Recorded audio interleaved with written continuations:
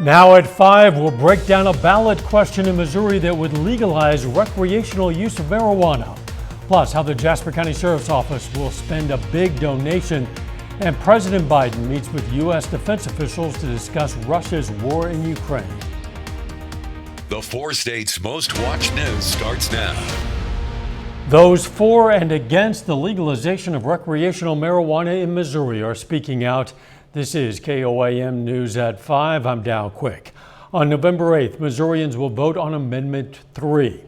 If passed, the constitutional amendment will remove state prohibitions on purchasing, possessing, consuming, using, delivering, manufacturing, and selling marijuana for personal use for adults over the age of 21. There would be some limitations on that. They would not be able to, driving under the influence would still remain prohibited. Public use would be prohibited and regulated by local governments.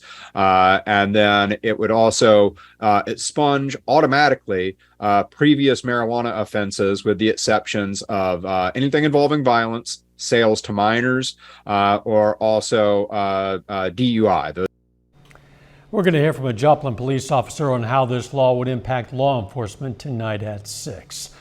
A local bank today made a big donation to the Jasper County Sheriff's Office. The Arvest Foundation donated $10,000 for new equipment.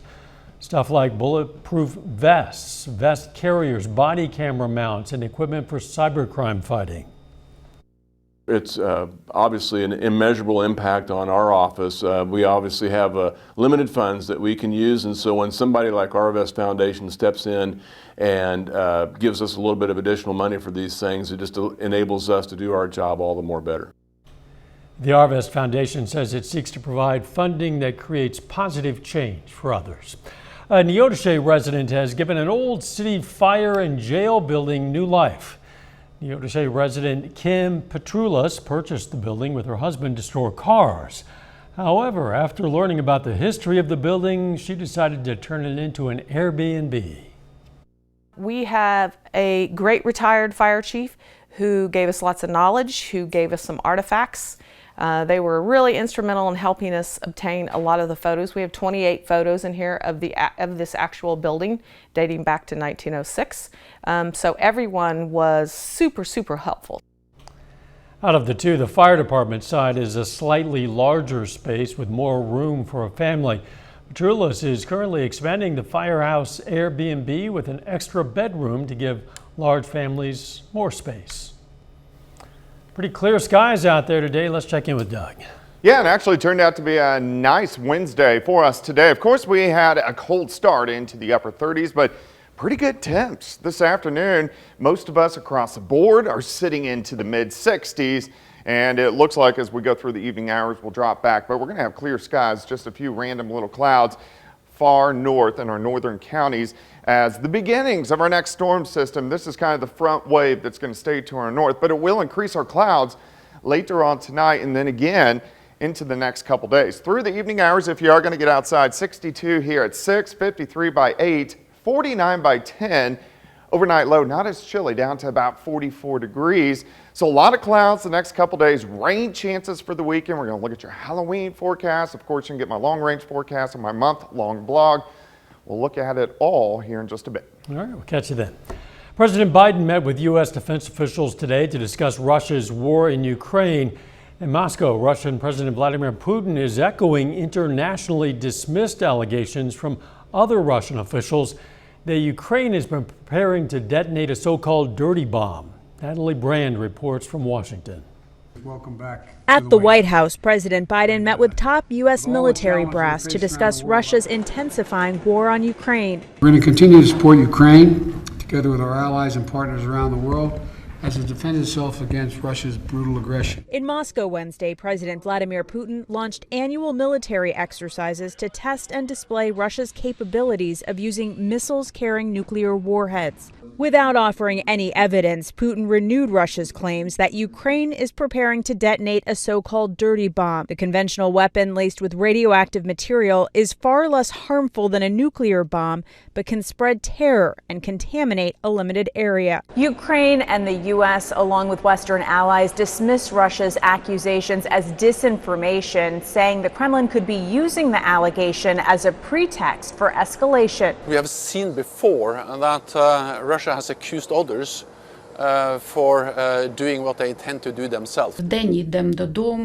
This woman, who's been spending every night in a makeshift bomb shelter since Russia invaded last February, says she just wants to be at home. Natalie Brand, CBS News, Washington. U.S. forces and their NATO allies are conducting their own military drills this week, not very far from Ukraine. A jury today convicted 3 men of supporting a plot to kidnap Michigan's Governor Gretchen Whitmer in 2020. The 3 were found guilty of providing material support for a terrorist act as members of a paramilitary group, the Wolverine Watchmen. Separately, 4 other men were previously convicted of a kidnapping conspiracy in that case in federal court. A jury has convicted a Wisconsin man of killing 6 people and injuring dozens of others when he drove his SUV into a Christmas parade last year. Darrell Brooks was found guilty of all 76 charges, including 6 counts of first-degree intentional homicide. He drove into the parade in Waukesha after fleeing a domestic disturbance with an ex-girlfriend. Still ahead, how the Biden administration is trying to help make home ownership more affordable, and next in Health Watch, a new test could make it easier to diagnose lingering concussion symptoms in kids. Topping today's Health Watch, lowering blood pressure later in life can significantly cut the risk of dementia, according to a review of 5 studies. The studies conducted in 20 countries included more than 28,000 older people. Researchers suggest any treatment to lower blood pressure is effective in preventing dementia, including diet, exercise, and medication. Diagnosing and managing concussions can be challenging, especially in children who often have a hard time articulating what they're experiencing. But now researchers in Ohio are studying a unique method that might help predict which children will experience lingering symptoms. Elise Preston has more. Senior Thomas Helsel is used to taking hits, but 2 years ago he was sidelined with a concussion. It was a blindside hit to the back of the head. I just remember laying on the ground and people surrounding me, and I was a little bit dizzy and confused. Thomas says the recovery process was slow. I experienced a lot of headaches right after the fact, some troubles thinking and focusing on certain issues, and sometimes, especially in school. And I want to say that lasted a couple months. Most symptoms usually resolve in a few weeks, but up to 1/3 of children develop persistent symptoms, such as headache, nausea, dizziness, blurry vision, and light sound sensitivity. Now, researchers at Nationwide Children's Hospital find saliva may help identify which children are at higher risk of lingering symptoms. The saliva, we're looking for these molecules called microRNAs. There's 800 different ones that we're looking at. Researchers identified 13 that were different in the group of children that had prolonged concussion recovery compared to the group that did not. Dr. Catherine Miller envisions this non-invasive method could be administered on the sideline. This could be indicative of some sort of biological event, right? Some sort of reaction that this child is having, that their body is responding differently than other children who have typical recovery, right? Thomas took part in the research. I thought it was pretty cool. He wants teens to know they should take a head injury seriously. I think you just need to go get it checked out. Because it's better to be safe than sorry before getting back out on the field. Elise Preston, CBS News. Children who experience persistent concussion symptoms are more likely to miss school and have depressed moods, which can all lead to lower quality of life, according to researchers. Researchers in Belgium have found no link between prenatal exposure to anesthesia and learning or memory impairments in children. The study is the largest since the FDA issued a warning in 2016 that prolonged exposure to anesthesia in pregnant women could result in developmental issues. That warning was based on animal studies. And a new study finds that exposure to aerosols from e-cigarettes can cause heart arrhythmias in animals. Researchers from the University of Louisville say the aerosols led to skipped heartbeats, which could increase the risk for sudden cardiac arrest. And that is a look at today's health news. A little bit later, our pet vet on call. Hi, I'm Dr. Eva Dudek from Parsons Pet Hospital. Coming up, I'm going to talk about brushing your cat's teeth.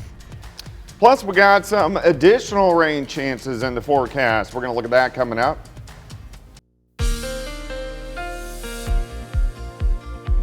Well, after a chilly start, it actually turned out to be a great Wednesday for us today. Plenty of sunshine all day long and temperatures pretty good. Most of us into the mid-60s during the afternoon. We still have clear skies out there for us right now. Nice shot, Indigo Sky Casino and Resort. Of course, Indigo is just outside of Seneca, Missouri. All right, warmer today compared to yesterday. Look at this, 10 to 15 degrees warmer on the Missouri and Arkansas side, about 5 to 7 degrees warmer Kansas and Oklahoma. So if we zoom in, 64 in Carthage, we have 65 in Anderson, Miami at 66, 66 as well in Chanute, Pittsburgh at 64. In Joplin, 7th and Rangeline, you can see a few clouds in the far northern horizon sitting at 66. Northerly winds 5 to 10, humidity fairly low at about 30%. If you are getting out this evening, it looks fine, 63 here shortly by 6 p.m., 55 down to 49 by 10. Overnight low, not as chilly. We'll drop back into the lower 40s for overnight lows. But clear skies, nothing going on here. You can see the clouds, showers out through parts of Nebraska, the beginnings of our next storm system, which is still way back here. You can see the twist right around parts of Idaho. And this is going to actually head toward us as we head into the weekend. But watch its tracks. So Thursday into Friday, it tracks deep south, all the way down into parts of Texas, so it keeps the bulk of the rain south of the region. But as we get into the weekend, it curls up eastern parts of Missouri and then into the Great Lakes. So because it gets close enough to us, we should get at least a few showers in here as we head into the weekend. For tomorrow, looks pretty good, 45 at 7, 59 by noon, 64 by 5, high temp of 65 degrees. So if we step through time, we are going to get some clouds increasing in here. Here's midnight. Let's go into the morning hours. A lot of mid and upper level clouds will be into the lower 40s. Southeasterly winds near 60 by noon. Then most of us 63, 64, 65 degrees tomorrow afternoon. Tomorrow night, a few showers you can see in our far western counties. So we're going to put a slight chance in for a few random showers tomorrow night and then into Friday morning. So here's 3 a.m. on Friday, but look at this. On Friday, most of the rain stays well to our south. So here's Friday morning, and as we go through the day, we just have a lot of clouds. We kind of hang out into the mid-60s for afternoon highs. Friday night into Saturday morning, the rain starts to advance a little bit farther north, so we're going to get some chances for rain in here Saturday afternoon, into Sunday, some light showers. So it's going to be a little bit of a dreary weekend, but all this is going to be out of here just in time for Halloween. So Monday looks great. If we look at our Halloween forecast for the evening, of course, 6 p.m., 63, 59 by 7, 55 by 8. So pretty good temperatures, and we're going to be dry. 65 tomorrow, 63 on Friday, a few showers in our western counties tomorrow night. And then kind of hit and miss showers around here Saturday and Sunday, Monday 65 and partly sunny. Yeah, hope those hit and miss showers mostly hit. Yeah, we need a little more. Thanks, Doug. Coming up, efforts to battle the rising cost of living. First, though, we honor a local U.S. Army veteran. Evan Parker served in Iraq. His medals include a Bronze Star and 2 Purple Hearts. His hometown, South Haven, Kansas, and we are proud to salute Sergeant Evan Parker, our 4-state hero. Topping today's Consumer Watch, President Biden is taking new steps to help Americans have a little more money to spend, but borrowing money to buy a home is getting more expensive by the week. Reporter Nichelle Medina has the latest. Home mortgage interest rates have jumped to their highest level since 2001. The average 30-year fixed rate has now topped 7%. But at the White House today, President Biden was focused on what he called junk fees from banks and other companies that target consumers. Today, my administration is announcing new actions to lower the cost of everyday living for American families. The president says charges for things like bounced checks, credit card late fees, and insufficient funds are unfair and cost Americans tens of billions of dollars every year. Weighing down family budgets and making it harder for people to pay their bills. So my administration is taking action to eliminate these fees. With midterm elections less than 2 weeks away, the president is making the case that he is taking steps to help boost the economy, while Republicans blame the Biden administration's policies for soaring prices. Everything they do is wrong. It's actually impressive to get every policy wrong. In the final sprint to Election Day, many GOP candidates are laser focused on the economy. And the number one issue that I hear every single day, what's at the doors, at fairs and festivals, is this cost of living crisis. People are downright scared. Voters weighing who will best handle their economic concerns will soon have their say. Nichelle Medina, CBS News. The president says his administration will also target fees charged by airlines, cable companies, and concert ticket sellers.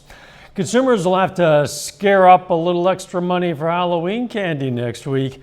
The cost of chocolate bars and the like are expected to be 14% higher compared to 2021. That's according to a report from S&P Global Market Intelligence. Despite this, Americans are not being frightened away. The National Retail Federation says consumers are expected to spend $10.6 billion this Halloween. That's about $500 million more than last year. The U.S. Department of Transportation reports it saw a spike in airline complaints in August. According to the department's data, it received more than 7,000 complaints from flyers. That's 320% more complaints than it received before the pandemic.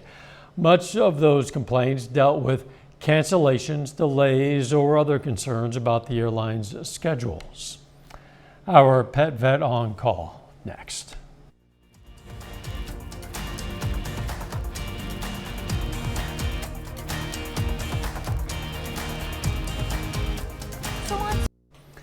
Up next on the CBS Evening News, a look inside Children's National Hospital, where doctors are overwhelmed by a surge of RSV.